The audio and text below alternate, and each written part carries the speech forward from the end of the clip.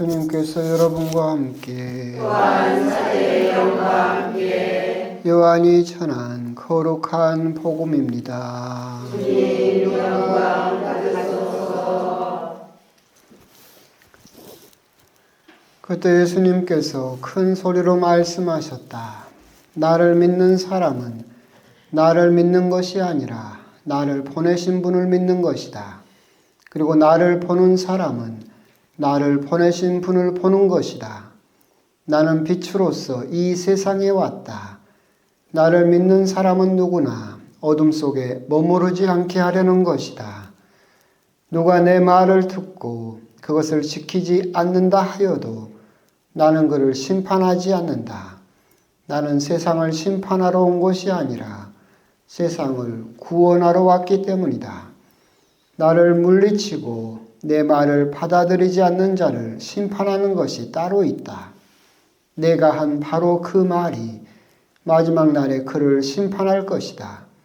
내가 스스로 말하지 않고 나를 보내신 아버지께서 무엇을 말하고 무엇을 이야기할 것인지 친히 나에게 명령하셨기 때문이다.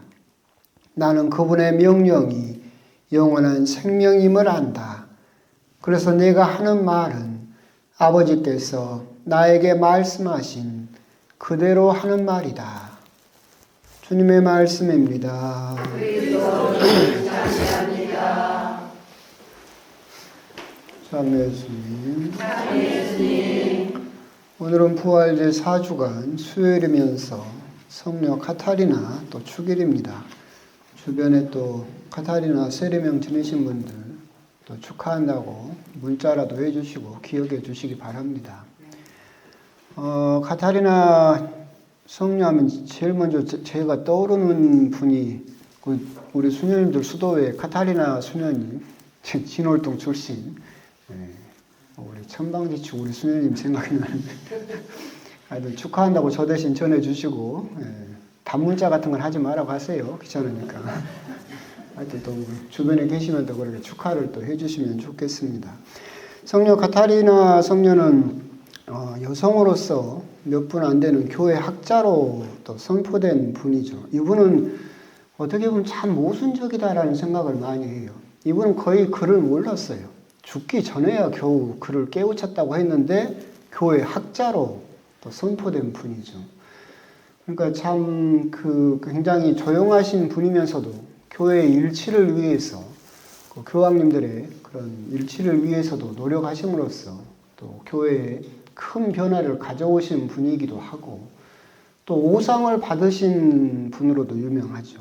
그래서 오상을 받으신 프란시스코 성인과 함께 비오 성인도 있고 이분은 또 오상의 특징이 보이지 않는 오상이에요. 그래서 이제 돌아가신 뒤에야 그 오상이 드러났죠. 그래서 고통은 있지만 오상이 남의 눈에 보이지 않게 해달라고 그것 때문에 자기가 괜히 다른 사람에게 존경받고 하게 되면 우쭐한 교만한 마음이 들까봐 고통은 계속해서 주어지지만 오상은 보이지 않게 해달라고 청해서 보이지 않는 오상을 지니신 분으로도 유명합니다. 갑자기 또 딴 길로 새서 오상이 어딥니까? 예수님의 5가지 상처. 응? 응? 손, 발, 옆구리. 네. 교회는 오상이 정확히 어디라고 정한 적이 없습니다. 네. 그렇게 따지면 자 이렇게 하는 오상도 있습니다. 손에 하나, 발에 하나, 옆구리에 하나, 가시관 하나, 등에 맞은 채찍 하나. 이것도 오상이죠. 우리가 생각하면 오상하면 하나, 둘, 손, 발 4개다. 옆구리 하면 5개. 꼭 그러게만 오상이 주어진다고 생각을 하지만 교회는 정확하게 어떤 부위에 어떤 상처가 나야만 오상이다라고 정하지는 않았어요. 등에 난 채찍질로도 오상이 드러날 수가 있고 머리에 가시관으로도 오상이 드러날 수가 있기 때문에 그런 뭐 알고 계시면 좋겠고 하여튼 그렇게 해서 그런 또 보이지 않는 오상을 지니셨던 분이기도 했죠.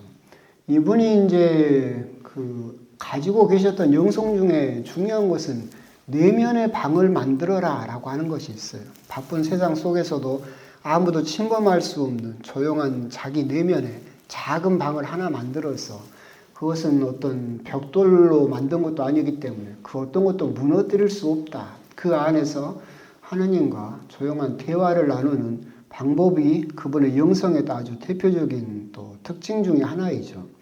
이 내면의 방이 나중에 발전을 해서 아빌라의 데레사 성녀에 이르러서는 영혼의 궁방이라는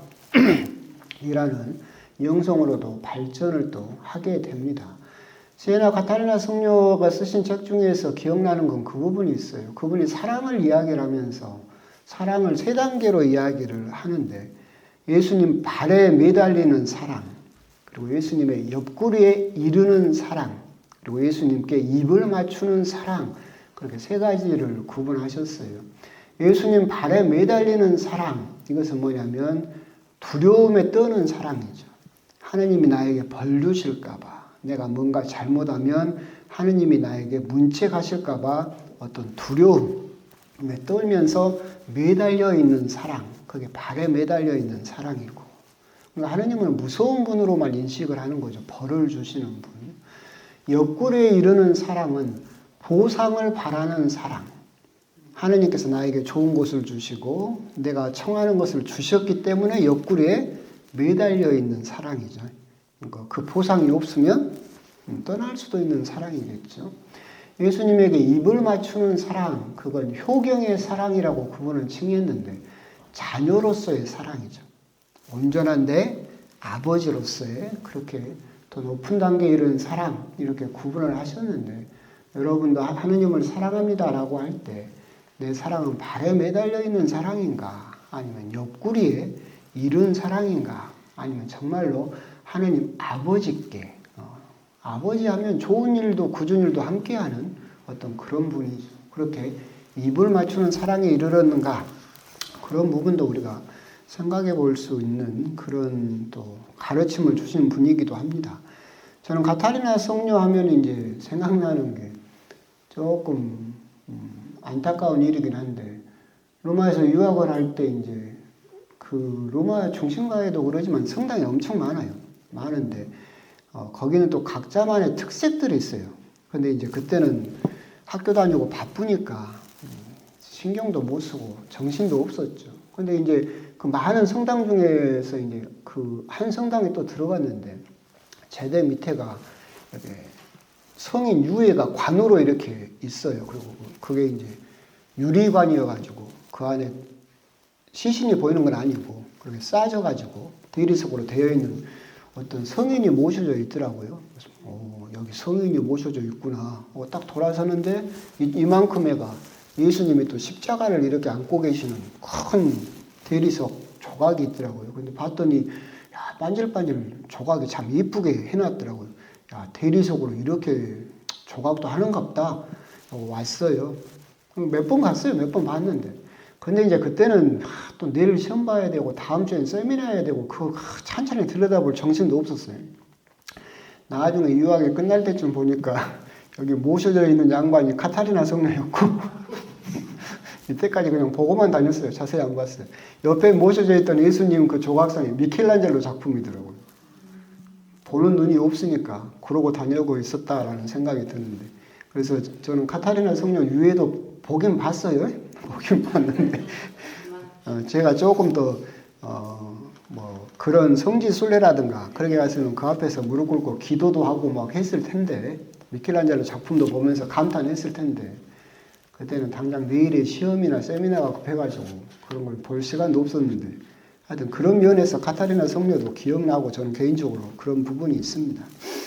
하여튼 그런 성녀에 대해서 조금 설명을 드렸고, 오늘 복음은 이제 요한복음 계속해서 또 봉독이 되고 있습니다. 오늘 복음에서 이제 두 가지 정도만 우리가 묵상을 해볼 수 있겠다. 뭐 더 하실 수도 있겠죠.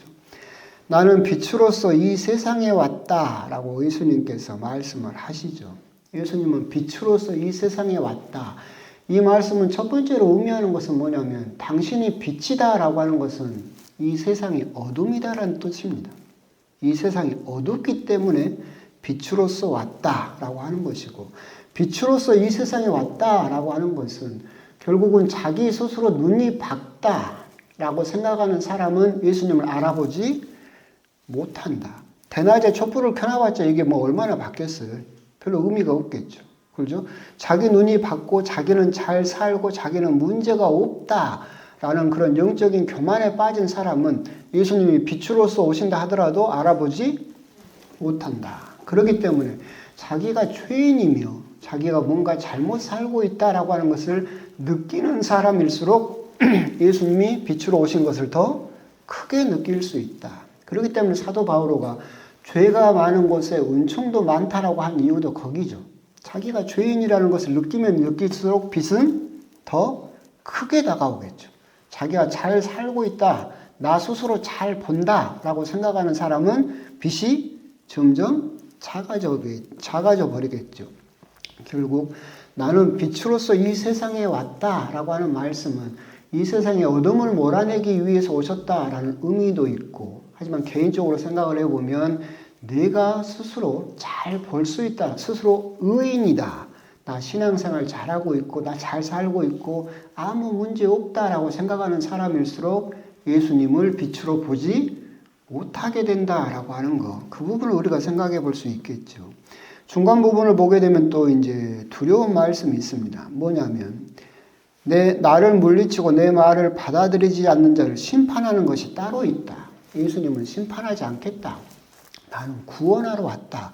그럼 심판하는 것이 따로 있는데 그게 뭐냐면 내가 한 바로 그 말이 마지막 날에 그를 심판할 것이다. 예수님은 심판하지 않으시지만 예수님께서 하신 그 말이 우리들을 심판하게 될 것이다. 우리들이 듣는 데만 만족하고 들으면서 고개만 끄덕이고 들으면서 열심히 수첩에만 적었던 그 말이 우리들을 심판하게 될 것이다 라고 하는 겁니다. 듣기만 하고 고개만 끄덕이고 적기는 했지만 아무런 실천을 하지 않았다 라고 한다면 그 말이 우리들을 심판하게 될 것이다. 이태리에 이제 그런 이야기가 있어요. 어떤 성주가 있었는데 그 성주에게 국왕이 이렇게 편지를 보냈어요. 그러면서 뭐 인사말도 하고 서두에 막 좋은 말 썼죠.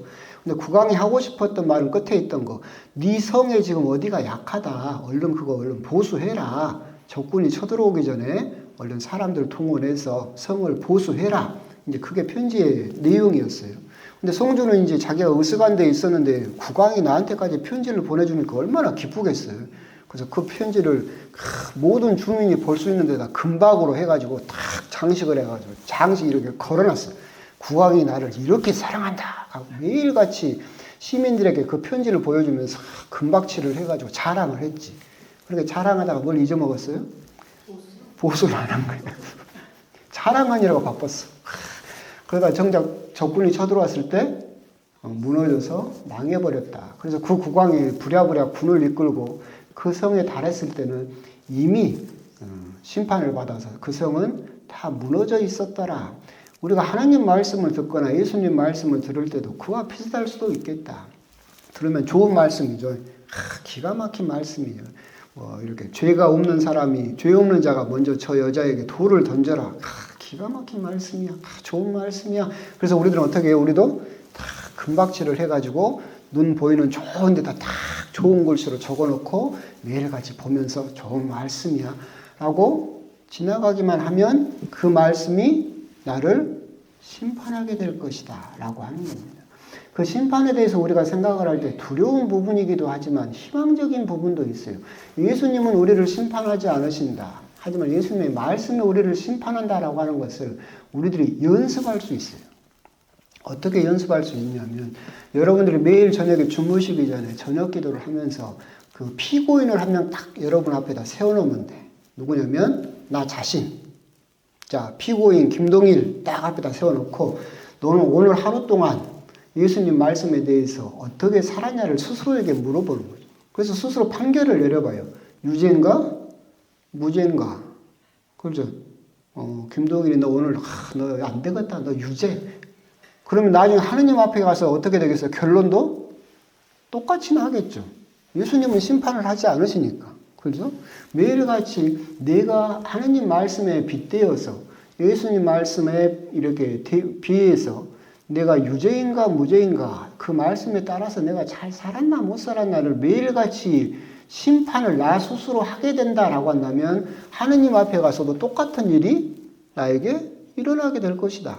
예수님은 심판하지 않으시겠죠. 똑같이 내가 예수님의 빛 앞에서 나의 모든 행적을 보면서 나 스스로 나를 심판하게 되겠죠. 그런 것들을 우리들은 미리미리 또한 연습해 볼 수 있다. 그래서 오늘 뒷부분에서 내가 한 바로 그 말이 마지막 날에 그를 심판할 것이다. 귀로만 듣고 만족하는 것에 멈춰버렸던 그 말이 나를 심판하게 될 것인데 그걸 우리가 극복하기 위해서는 매일같이 내 스스로를 한번 심판해보는 연습, 그것을 우리들이 실천할 수 있다라고 한다면 하느님 앞에 가서도 우리들은 당당하게 무죄 선고를 받을 수 있게 될 것이다 라고 하는 점, 그런 점에 대해서도 오늘 복음을 통해서 한번 곰곰이 묵상을 해보셨으면 좋겠습니다. 아멘.